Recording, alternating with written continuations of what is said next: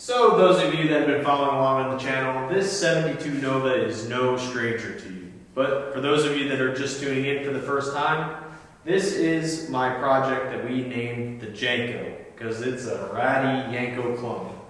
And it's junk. So, Jenko. This car we built from an absolute basket case. This thing was just a shell that we assembled primarily using leftover, borrowed, donated parts from other projects or have-nots. But despite being assembled with used leftover parts, the Jenko has been nothing but reliable. This thing has been an absolute blast, and we put a lot of miles on this car. It's a lot of fun to drive, it's reliable, and it's cool. But as with any projects, we continue to make upgrades on it. When we first put this thing together, it had the mismatched front end, it had the hood scoop, you know, we had fun with it, but over time it's gotten better, and we plan to keep making improvements to this car. But I don't want to lose that budget build feel or start spending a ton of money on it. So one thing about this car that may be difficult to see on camera is it actually leans. Yeah, that's right. It's done it since the day I built it. The rear end and the rear leaf springs that are in this car came out of my 69. They're the original 1969 monoleaf springs, and they even have a helper spring shoved in there because they're so blown out. So the car actually does this. It measures about 24.5 inches on this side and 25.5 inches on that side. And you wouldn't think that that inch difference would be a huge deal, but it's definitely wonky. And driving the car, the thing, you know, worms around. The front coil springs in this car are actually leftovers from the 69. I mean, there's 50-plus-year-old suspension in here. And we're still actually running the original brakes from the 69 too. We got 4-wheel drum brakes on this car, and they actually work fantastic. If you set up drum brakes right, they do work really, really well. So there's been nothing holding us back from using this car, but I want to upgrade on the suspension issue. So pretty much since the day we put this car together, especially with that rear end in it, I knew we were gonna have to go back and upgrade that at some point, especially the rear suspension. The rear that's in it right now is an 8.2 open 10 bolt with like a 270 gear in it. It could do 300 miles an hour, but it ain't moving anywhere quick. But this is a budget build. Tried to do it as cheap as humanly possible. And to be honest with you, there's not a whole lot of budget-friendly options for rear ends. And a rear end in a car is a pretty important driveline component. So I wanted something that was going to be reliable, an upgrade, but not break the bank. Turns out GM's been holding out on us this whole time, and I found a solution.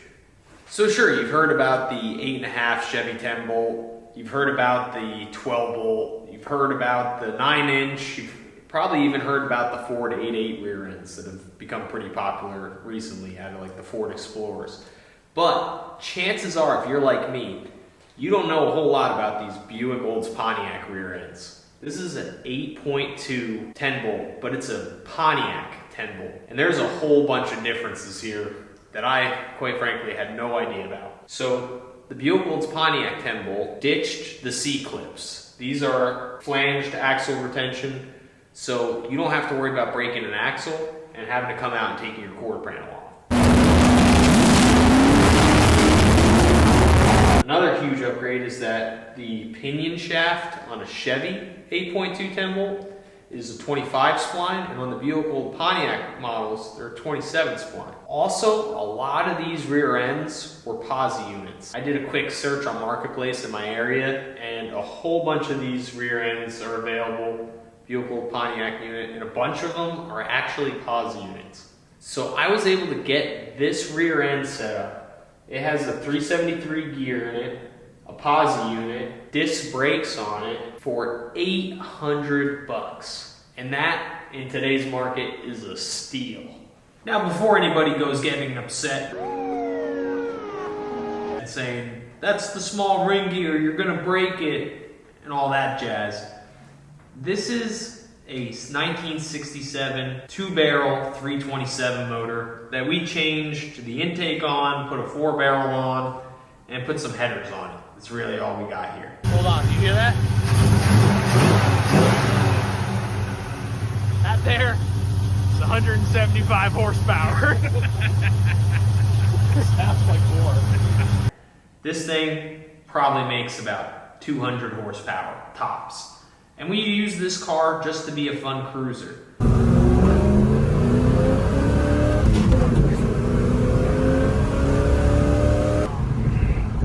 Now that 8.2 Pontiac rear end that we picked up should be capable of handling about 350 to 400 horsepower safely on street tires without breaking it, which honestly is way more than this car has. It's actually probably way more than a lot of the people that are watching this video have. So much torque, the chassis twisted coming off the line. If you're just looking to make a good solid street car, that rear end will work, and you'll probably be pretty impressed with it.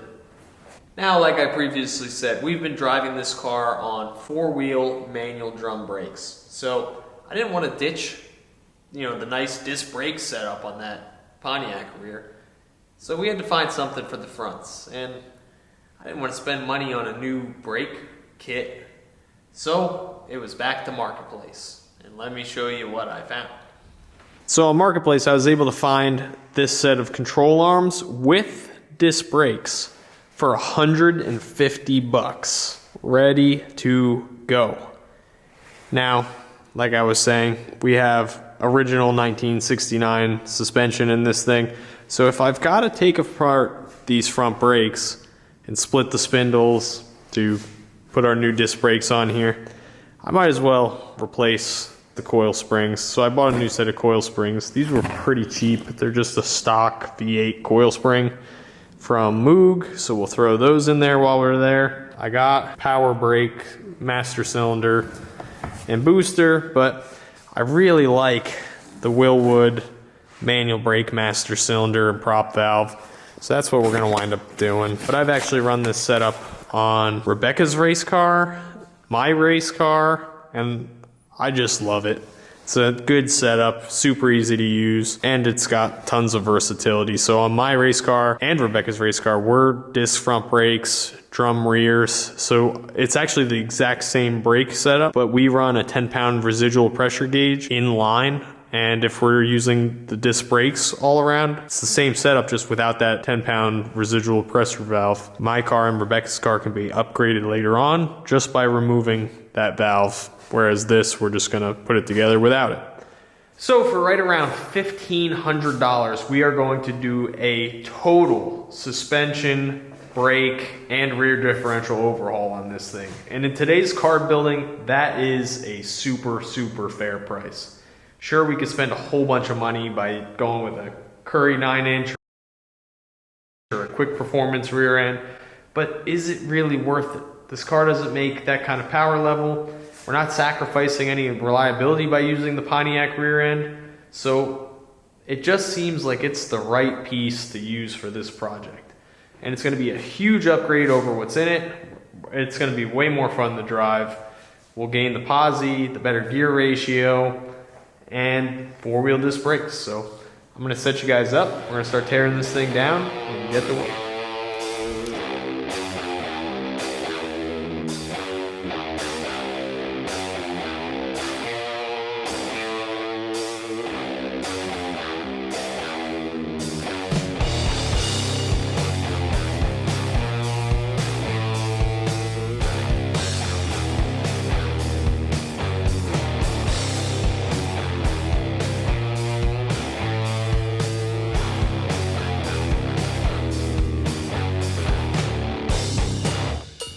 All right, so now that this rear is out of the car, you can see what's going on here.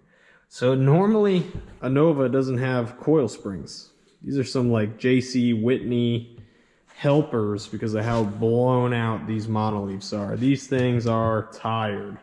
So they were using these coil springs that just mount with like a single U-bolt to each side of the axle tube.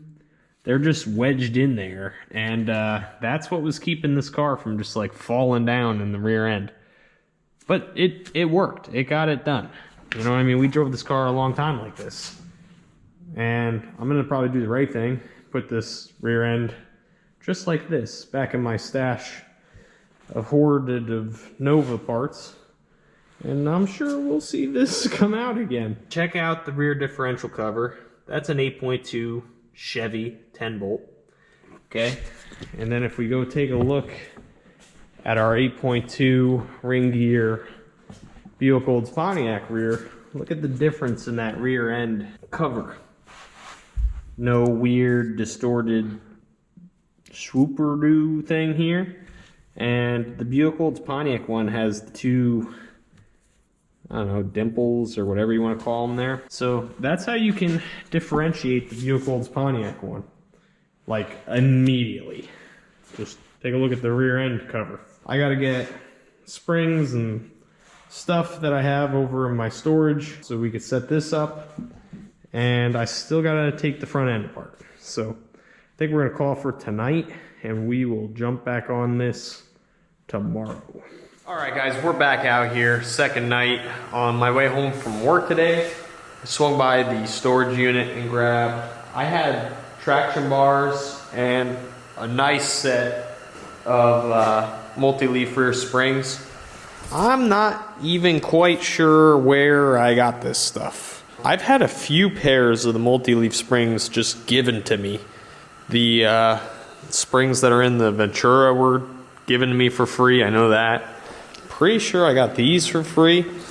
And I'm not even sure where the traction bars came from. But I want to paint them yellow because it's period correct for the Jenko. I want to get the front end tore apart tonight. The rear is already out of here. So I'm gonna start breaking down this front end, see how far we can get.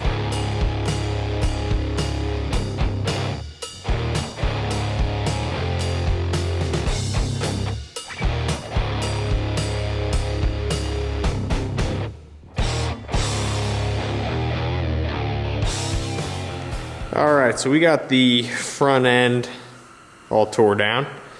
Super easy. We just split the control arms. And I'm just gonna leave my drum brake spindles ready to rip. Ready for the next car. You know, whatever we decide to throw these on, I'll store them. They're good brakes, good wheel cylinders, good brake hoses, ready to rip. And I'm just gonna split these spindles at the control arms. We'll slap them on this front end and put it back together. Should be pretty simple. About as plug and play as hopefully it'll get. I don't have a spring compressor, so maybe I'll try and do the dangerous, shove it back in there and jack it and hope for the best. If not, I'll have to figure out, I might have all thread or something that I can use to get them in. But let's break these down and start getting it hooked back up.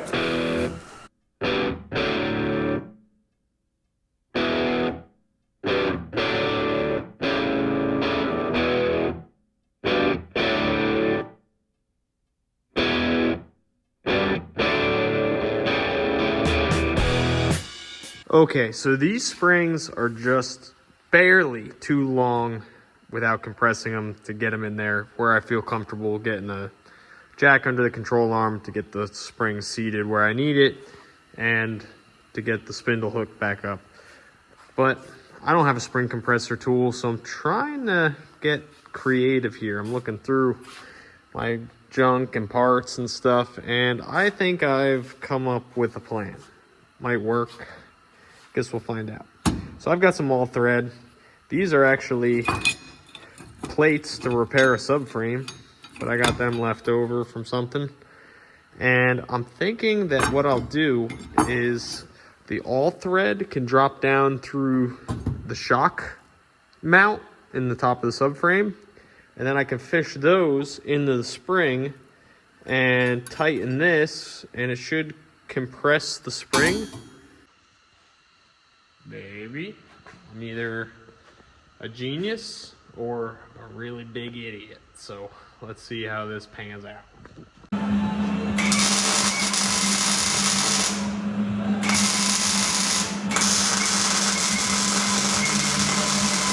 All right, so instead of wrestling with this thing, I figured I would just weld it all together.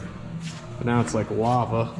But luckily we got lots of snow to quench it. So here's my invention. I welded the nut to the bottom of my plates that are welded together with some washers. Anyway, what I think, or how I envision this working, is that my all thread will drop down through the hole for the shock, and then we'll thread into the plate like so, and then I can use the shock hole to pull up and maybe compress the spring. I guess we'll find out. Maybe, maybe not. Maybe it'll kill me. Lots of maybes. Maybe, baby.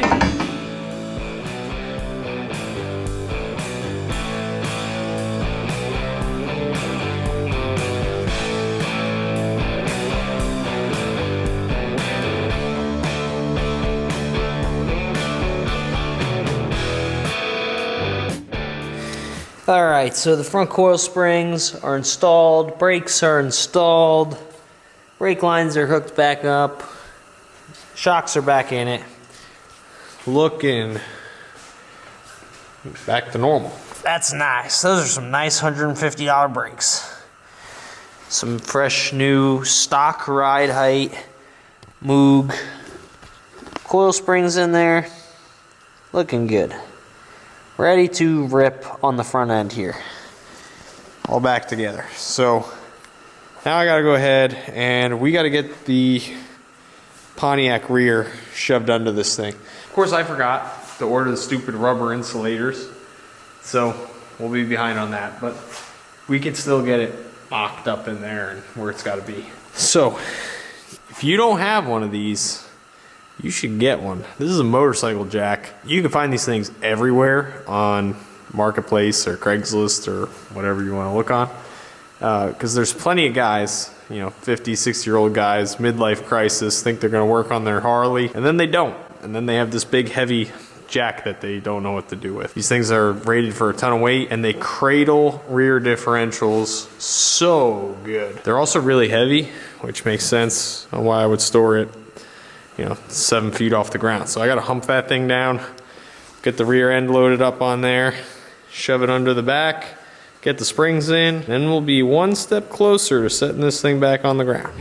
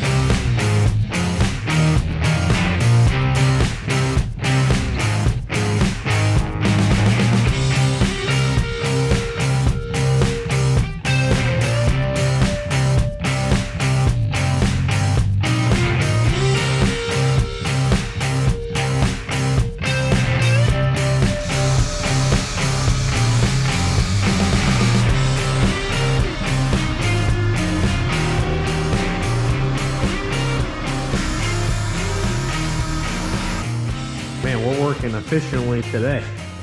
I'm over there sanding. You already got a first coat of paint. I did read somewhere that the best time to paint your stuff is when it's like 30 degrees in your shop. Yeah. Still waiting for John Mellencamp to get back to me. Oh, what'd you do? Write to him? I don't know. We're friends on Facebook.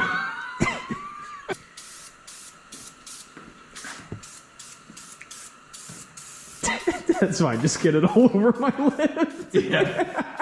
The underside, so when it's down, you won't see it. No, it's good. Yeah, I think the ram on that piston likes it. Yeah. It'll come right off. What is this stuff? It's not the paint quality. Yeah. This is for patio furniture. I can't believe you put new wheel wells in this and not in something put the 69's wheel on. I had to put wheel wells in this. The wheel wells had holes in them. And you know what you don't want to do when you have sheet metal that fits? Replace it with sheet metal that doesn't fit. Like the 69's aren't rusty, they're just dirt. Like I would paint them before I would try to replace them. You know what I'm saying? Hit the ground. No, it didn't. Yeah, I heard it. Yeah, I heard it roll down the frame. I think. Yeah. Okay. They should come right off. They're all new. Well, you put them on, right? Yeah. Yeah, so they're probably not tight. Oh, that was a dig. That's you insulting me. Were they leaking? Probably. Huh. No, the drum brakes in this car stopped really good. I know, I Like remember. really, really good. I remember your brake video. Oh yeah, they even locked up really good. Yeah, all four. You had them they were pretty well adjusted and everything. There's nothing wrong with drum brakes with 125 horsepower. For what most people do with these cars, the drum brakes were fine.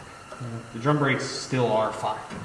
It's just this rear had disc brakes on it. Right, the rear. And I couldn't bring myself to rear tear suspension. brand new. Right. It was a good package deal that only cost you to upgrade from the Willwood. Okay, yeah, hold on. To be clear, you don't have to put this master cylinder on. This is ridiculous. I think I have more money in this master cylinder than the whole brake package that we're doing right now. But I've used this Willwood master cylinder and proportioning valve a few times now, and I really, really like it. And it works really good, and it's super versatile.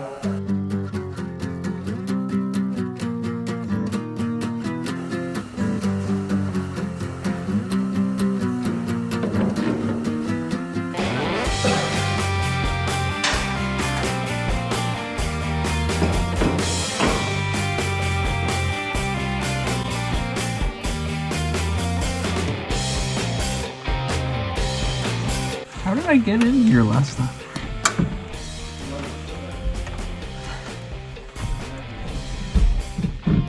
Huh? No, I'm just trying to figure out how the f I was in here. The last time, I can't even get in here. I can't even get in it to work on it now. It's like I grew 3 inches since the last time I was in here. It hurts so good.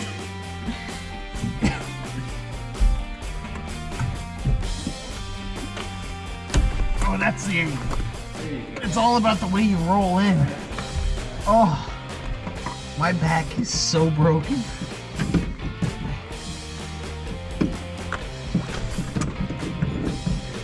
Okay. Right in. All right, so we're back out here, and I have spent way too long on this project. The master cylinder's in here. I'm working on getting brake lines set up. I had to cut the fitting off of this, put a new fitting on, flare it, you know the deal. I'm working on flaring the rear brake line so that we can get that into the prop valve. And we're getting there. Stashu did a questionable at best paint job on these slapper bars, but they're good enough for us. I'm gonna go ahead and get them under the rear so that the rear's done. I gotta get this rear end wrapped up. Then we'll finish up some brake line. I know I gotta go get an adapter fitting for the prop valve. Go get that, and hopefully, maybe tonight, if not tomorrow, get these brakes bled, get this car back on the ground. We gotta get this thing done.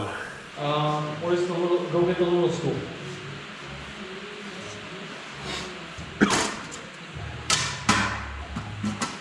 You gotta fill these up. Okay, but just go slow so you don't spill it. There you go. Oh, it's like I've done this before. Oh, why? Have you done this before? Yeah. I do this kind of stuff all the time. You gotta go slow. Get the back one too. I know. What are we doing right now? Well, I don't know. This is called bench bleeding. This is the master cylinder, and it's got a ton of air in it right now. We gotta get the air out of it before we hook the lines up to it, and then we gotta get the air out of the lines. We gotta get the air out of the master cylinder first. I'll go pump it. And you watch it, alright? I see bubbles. Bubbles. I see bubbles. Is that good?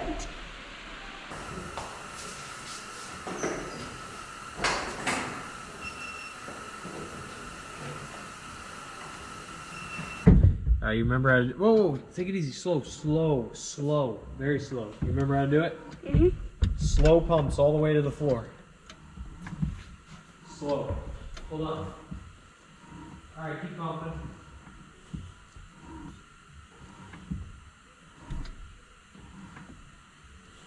The brakes are getting a little bit harder.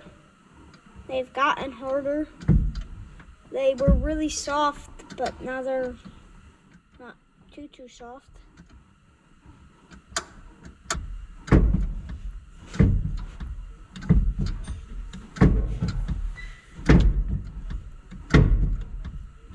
All right, hold. I'm holding. All right, guys, so as you can see, the Jenko is back on the ground. The rear is bolted in it finally. The slapper bars are on there, and you know, the brakes are bled and functioning. But I ran into a problem. So that Pontiac rear has a different U-joint, turns out. It's got this crazy like C-clip retained U-joint. There's no like end cap on the pinion on the rear end, so I had to get a new U-joint. So we got to smash this out. Of course, naturally, I bought a 1330 U-joint, and this is a 1310. So I'm waiting for a new U-joint to show up. The old one was in okay shape, but that's 50 years old. But it wasn't that horrible. So we got to smash a U-joint in it yet, but ultimately, this project is done. Man, does this thing sit super high. Super high. The crazy thing too is like right now the car is sitting super level, and we only have the 14-inch tires on the front. The back is a 255/60/15. The front is a 195/75/14. We just put a stock V8 Moog front coil spring in this thing, so I'm not totally shocked that it sits pretty high in the front. I knew with the multi-leafs in the rear, without any sort of like lowering block or anything, I knew the rear was going to get jacked up a little bit. I'm happy that it sits level. If anything, it sits a little bit nose high. I like the sits like a truck stance. I know it's not everybody's thing. People like the like cruiser look, but I dig the old 70s nose high stance kind of deal. So what I want to do, because I think it was just the way that this car is sitting and the kind of vibe that we gave it, I want to go steal the wheels off of Rebecca's race car. I've got an old bias ply tires on that thing. I got a Super 70s center line with the bias ply front tire. And I think on this thing, it would just make it look like a proper day 2 muscle car. So of course that car is over in the storage garage. I gotta go get over there, try and unbury the car, get the wheels off of it, and we'll throw it on there to hopefully complete the look on this thing.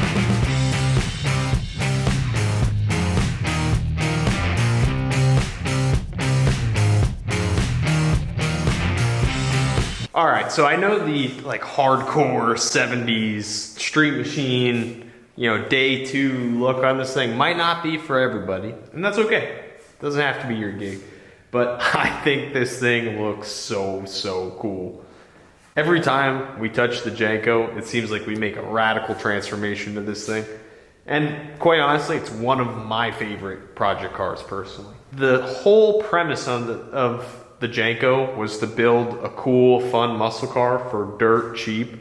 And without adding up all my receipts, I know for a fact we have less than 10K into that whole car.